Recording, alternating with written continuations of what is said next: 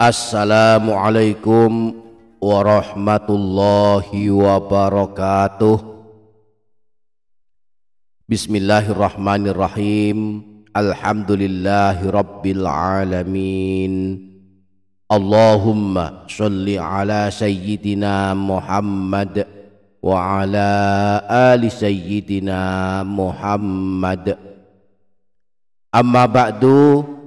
Para sahabat channel YouTube Doa 2 Menit, pada video kali ini kembali kita akan mempelajari amalan-amalan sebelum tidur. Barangkali kita semua sudah mempelajarinya, namun kita sering lalai. Saat sudah membaringkan badan untuk tidur, kita sering lalai tidak melakukan amalan-amalan sebelum tidur. Padahal amalan sebelum tidur itu sangat penting, akan menjadi amalan husnul khotimah seandainya Allah menjemput kita di saat kita sedang tidur. Nah, ada banyak amalan sebelum tidur. Jika tak mampu melakukan semua, paling tidak ada 2 atau 3 amalan yang selalu kita jaga dan kita amalkan sebelum tidur. Di antara amalan-amalan yang dianjurkan dilakukan sebelum tidur, ada yang berupa bacaan ayat dan surah Al-Quran. Imam Nawawi rahimahullah dalam salah satu kitabnya menyebutkan agar sebelum tidur kita tidak mengabaikan membaca ayat-ayat cahaya, membaca ayat kursi, dan membaca 3 surah pendek, yakni surah Al-Ikhlas, surah Al-Falaq, dan surah An-Nas. Insya Allah kita akan membahasnya lebih lanjut, maka pastikan para sahabat menyimak hingga selesai. Kita bermohon kepada Allah, Allah mengampuni kita dan kedua orang tua kita, mencukupi kebutuhan kita, dan menyelamatkan kita dari siksa kubur dan siksa neraka. Amin Allahumma amin. Para sahabat channel YouTube Doa 2 Menit, di dalam kitab At-Tibyan fi Adabi Hamalatil Quran, Imam Nawawi menyebutkan 3 amalan sebelum tidur.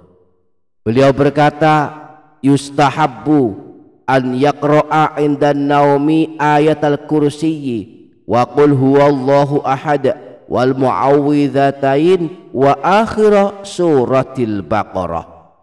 Dianjurkan sebelum tidur untuk membaca ayat kursi, surah Al-Ikhlas, surah Al-Falaq, dan surah An-Nas, dan juga membaca ayat-ayat terakhir dari surah Al-Baqarah. Yang pertama, membaca ayat kursi.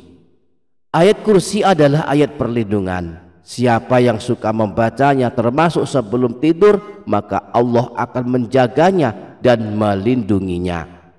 Disebutkan dalam hadis riwayat Imam Bukhari yang bersumber dari Sayyidina Abu Hurairah, idza awaita ila firashika faqra ayatal kursiyyi. Jika engkau akan berangkat tidur, maka bacalah ayat kursi. Lan yazala ma'aka minallahi hafidhun wa la yaqrabuka syaitanun hatta tusbiha. Maka Allah akan senantiasa menjagamu selama engkau tidur, dan setan pun tidak berani mendekatimu hingga masuk waktu subuh. Yang kedua, membaca surah Al-Ikhlas, surah Al-Falaq, dan surah An-Nas. Rasulullah menteladankan sebelum tidur membaca 3 surah ini. Di dalam hadis riwayat Imam Bukhari bersumber dari Sayyidatina Aisyah, beliau berkata bahwa Rasulullah setiap malam sebelum tidur beliau menggabungkan kedua telapak tangannya.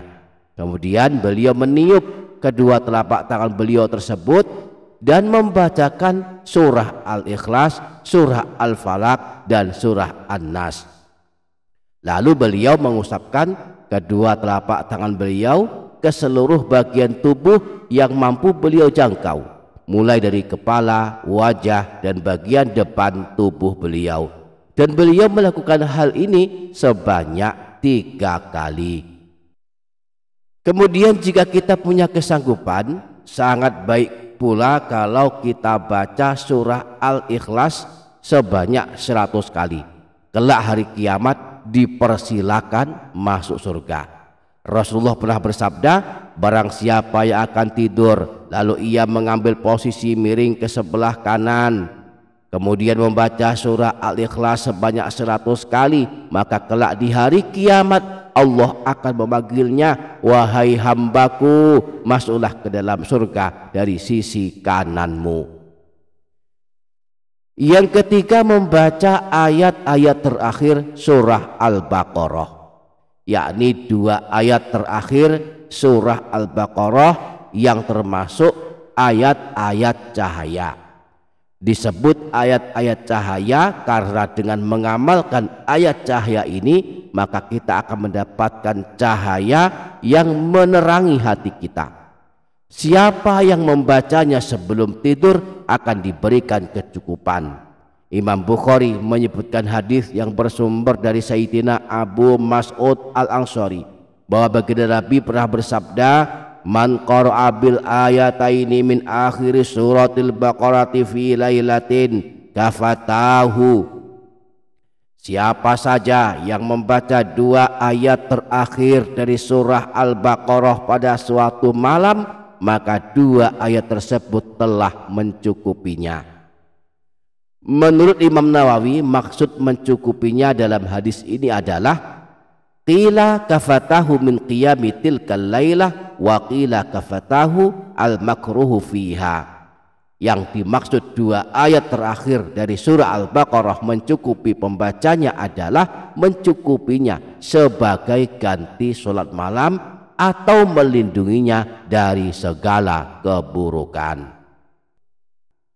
Demikianlah 3 amalan sebelum tidur yang pahalanya amat dahsyat. Semoga kita sanggup mengamalkannya. Amin Allahumma amin. Demikian para sahabat, semoga dapat difaham dan dapat diamalkan. Semoga bermanfaat. Wassalamualaikum warahmatullahi wabarakatuh.